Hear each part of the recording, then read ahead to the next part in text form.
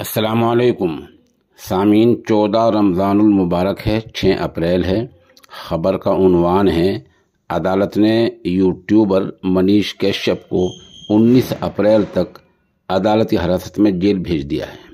آپ کو پتہ ہی ہے، منیش کشیپ پر الزام یہ ہے کہ تمل ناڈو میں بہار کے مزدوروں کے تعلق سے غلط ویڈیوز سوشل میڈیا پر اپلوڈ کی تھی، اور وہ ویڈیوز تھی جن کی کوئی بنیاد نہیں تھی، فرضی طریقے سے تیار کی گئی تھی۔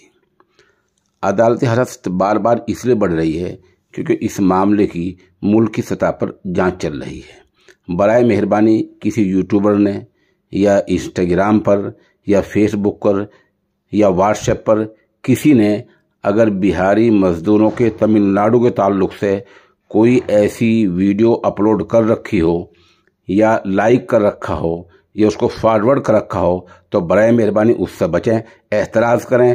بڑے پیمانے پر جانچ ہو رہی ہے اور کہیں نہ کہیں زد پڑ سکتی ہے۔